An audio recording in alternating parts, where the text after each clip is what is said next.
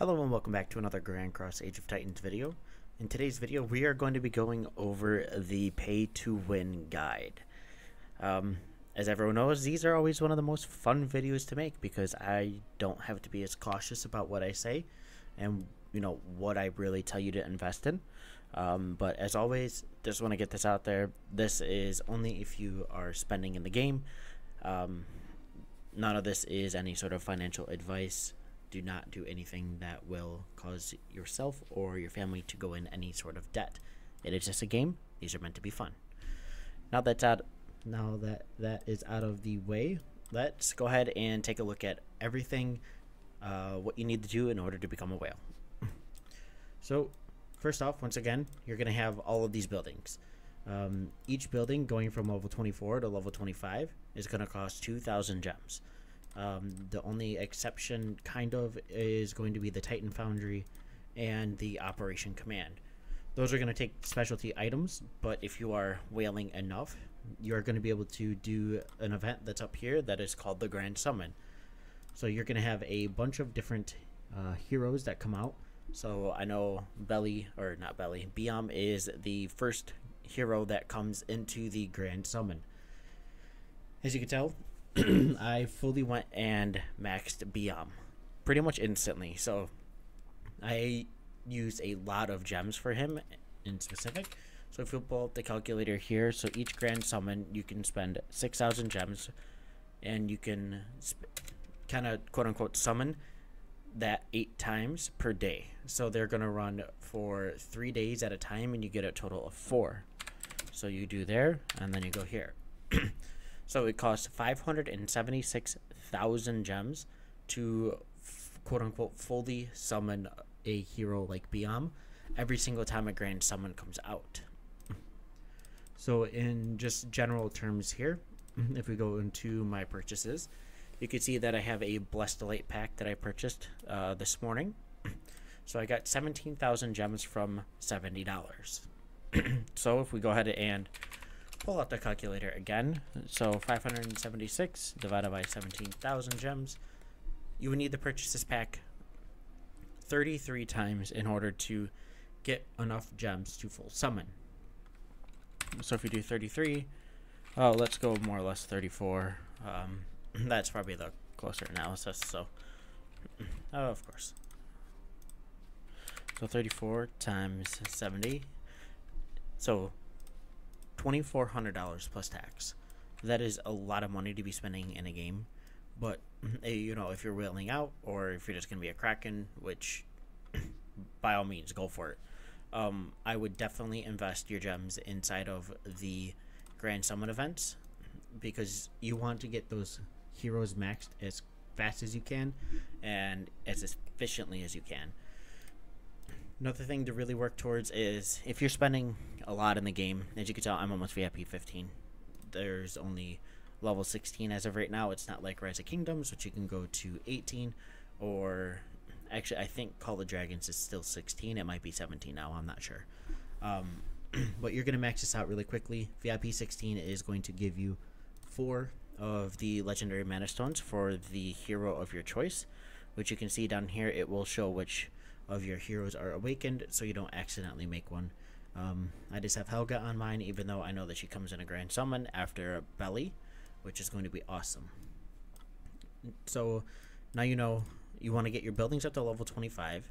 You want to max summon the Grand Summons for the commanders that you want to go for. I know a lot of whales or Krakens, they go for pretty much every kind of hero that they want. I'm kind of doing a little bit differently. I'm getting Melody from just the daily packs, which I'll show you in a couple minutes.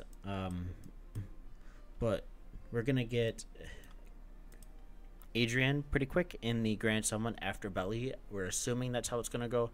That's how server 1 through 4 was. But so a hero like her, I'm probably gonna skip. I don't see the point in spending that many gems on a gathering commander. I just don't see the point in it right now. If she had maybe a siege here instead of the gathering tree, I would go for her. But as of right now, I just don't see any point in going So there are certain times where you could, save your gems or just not go for it. So going back to the VIP over here, we're going to have the VIP shop. So as you know, speed ups are going to be very important. Stamina is going to be very important, and so are resources. So once you get down further and further, let me get to where it shows. You're going to be able to purchase 3.75 million stone for 1,400 gems. So if you're buying all these packs at a time, and you're really just going full whale mode, you're spending hundreds of dollars every week, then these packs you might not need to buy out, and I would 100% recommend going for the season 1 mana stones, which are here. So this one you can get 10 times, which is 15,000 gems, and this one you can get 20 times, which is 40,000 gems. So it's an easy 35 mana stones every week, plus the 3 or 4 depending on how much you whale every single day in here, giving you a total of 21 for whatever commander that you choose, and then like I said earlier, 35 a week. So really it's right around the 40 to 50 range, depending on how much you really want to invest in those, because it really adds up in gems. I don't particularly buy them very often. I'm just kind of waiting to see where I end after all the grand summons. So let's go ahead and move on to another thing. So as always, I know I've talked about this before in the past, but this is another very, very, very good, bang for your buck. I believe this common is 5 to 7,000 gems. I can't remember. And then the uncommon is $10. And so as you can tell, you get all of these rewards just for doing the weekly and season missions, which I will show you in a second. I'm just trying to scroll all the way over just to give you an idea of everything that you're able to claim. And so as needed, just press pause on the video so that we can look, or maybe if you just want to screenshot it, whatever you want to do. But in the end, it's a lot of VIP. I think it's between 10 and 15 mana stones. You're going to get a lot of the event summons and so on. So here we got the general weekly missions, which they are very easy to do. Even the alliance buildings, those are awesome to do, very easy. Summon 8 unique heroes, not a problem if you're spending, right? Healing 70,000 troops in the hospital. If you're doing forts and rallies, easy. Train 20,000 cavalry, no problem. And as you can see, whenever there's one that's not unlocked yet, it's going to show there. Alright, so moving on, what else should you really be focusing on? So we got the Operation Command and the Titan Foundry. So if you're a whale or a kraken, one of your goals should be pushing the tier 5. So tier 5 in this game I think is probably easier than Call of Dragons or ROK. I know that there's a bunch of other games out there, but I don't play them. Those are the only other two besides this one that I'm at least familiar with. And so as normal, both of these buildings need to be level 25 in order for you to get your academy up to level 25, so you can max out all of these guys here.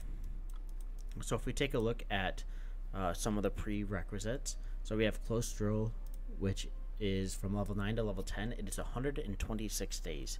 So this is without any of the buffs that you get from the main building in your world. So if we zoom out here a little bit, I was doing Beats and Steve, so I'm all the way over there. So if we go into the Royal Castle here, so if we go into the Kingdom skill, you are going to get 15% building speed and 15% research speed for 1,500 gems apiece. And then you're also going to be able to obtain the title, which is Prime Minister at 10% building speed and the Scientist at 10% research speed. As always, you can do Imperator for training speed, but once again, I would be very mindful of how to utilize these buffs and how to actually maximize your whale account. Because as of right now, I mean, we're in day, I think it's like 68, maybe 69 in our kingdom, and there's no KVK announcements right now. Everything might change, but even waiting until you get those buffs to really fully go in on your account, that's it, it's not a big deal. I mean, a lot of our members, as you saw through my live stream with the Iris event, we really kind of waited to push as hard as we did. I mean, played 64, 65 days without having, 3 full marches of tier 4. It's totally fine. So if we go back into here, so I'm just going to put this out there. Everyone wants tier 5. They hit a lot harder than the tier 4. They're absolutely amazing. So okay, well, whatever. I'll just use a couple of my training speeds. Content's purpose, right? So if we go into the tier 4 here, so we have 144 attack, 80 defense, and 177 health. If we go into the tier 4, we get an additional 20 attack, 10 defense, and 11 health. So those stats there do a lot more than what you get in the academy. Like I said, so tier 5 are going to be a lot more points, especially with the main summon event, which I did show you, where tier 4 was 40 points and then tier 5 was 100 points. That's a massive difference. So if I went ahead and I used all of my speed ups for training tier 5 instead of training tier 4, I probably could have taken over first place, especially with me gemming the next day or the day after for the third day. That would not have been a problem at all for me. But so all of these buildings and the technology is a lot. So even going from level 7 to 8 is going to be 7 days. Going from 8 to 9 is 31 days. I believe 9 to 10 is somewhere in the realm of 72 days. I'm just not there, so I can't tell you. 8 to 9 on this, which is the mock battles, is 46 days. So in reality, even where I am right now, I'm probably, if I want to go for cavalry and infantry, I'm looking at 700-800 days easy. I mean, just from these guys alone, 126 times 3, and so remember, this is all without the buffs. So if I go 126 times 3, that's over a year's worth of speed ups just in those 3. And then this one's not even at 9 yet. This is at 8 for whatever reason. But if you look here, if you've played other games and you're coming to this one just because you might like the art style, the fighting style, just all the different stuff that you can do, really pay attention. If you're on kind of like a medium spender, so maybe a dolphin or a baby whale, a percentage for 2 levels at 35 days plus 126, no thanks. I would 100% rather spend my gems, work these commanders, save training speeds, save resources, and then that way I can really go full out and be a super strong tier 4 until my heroes are up to par. And so that is probably one of the last things I want to talk about. I know I covered some of the grand summons and everything. My absolute favorite pack in this shop, I have mentioned it a bunch of times and I'm going to mention it again. It's this heroic deed. This is one of the only things I have spent in the value pack. This is it. I mean, I bought the Crate of Abundance just maybe 1 or 2 times, not fully, but most of the gems that I used to get in the beginning was from these heroic deeds, because as you keep going up, you get a lot of advanced prayer books and just regular prayer books. And so I've played out the other games where I just got crushed out in the open field. I had tier 5, but I had horrible heroes. This time I am doing it differently. So I am planning to push to tier 5 before KVK 1 begins, but at this point in the game, I am at 3.65 million hero power, and I'm hoping to be at or above 4 million pretty soon. As I've stated, I plan to max Erdell as soon as I hit VIP 15, which I'm thinking is maybe 2.5 weeks. I plan to max Helga, and I'm at plan to max Belly. And then I gotta go back in and I gotta possibly max Isaac, unless we have another cavalry commander come out randomly who's just as beastly. So that is all of my advice for you if you are going to be whaling in this game and paying to play. All these little bundles here, buy it. 100%. Wonderful day with a chance of requiring some of these mana stones, grab it. I don't know why I didn't grab it today. I kind of forgot. I've been really busy. The daily distributor. All these just bonus for an additional $5, $10, $15, $17 plus tax. Plus relic. You want parts for your Titan? Go for it. Easy. $40. Almost 10,000 gems. Awesome. Gem shop. 34,000 gems for your first $70 purchase. Easy. An additional 9,500. Awesome. I already bought the $10 one, but so honestly, your best thing is to purchase what you need and continue to work heroes and just slowly do the lab, slowly do your building. So once an event pops up, floor it. You know, one of the first events that you're gonna come across is going for Alicia. That is one of the big, first big events where a new hero is going to pop up. I didn't go for her. I didn't have the saving stuff. I was, really investing in buildings and everything. Plus, I don't particularly like archers right now until, a little bit better commander comes for her, even though I do have Mellaby at 5551. I'm fine with using Mellaby and, Jang or Finn for speed, depending. But, if you're a whale, go for it. Go for Alicia. The absolute, first one that comes up is Numa. As you can tell, I don't really put any of my mana stones in the Numa. This was pretty much all from the first event, where I placed it, I think, in the top 5. And then, of course, after that, you're going to get Iris. And then you're also going to have to spend in the realm of $800 to $1,000 on Rena in order to fully expertise her or awaken her. Gosh darn game. And then you got the VIP shop. You're going to get Sekhmet. If you're spending as much as you kind of plan to, you're going to be able to open all these gold chests here. And then you have to get to VIP 10 in order to fully awaken Sekhmet. Then from VIP 11 all the way to VIP 15, that is when you're going to be able to fully awaken Erdell. So you're going to need to spend a lot in this game, but if you're completely wailing out, I hope this guide has helped you.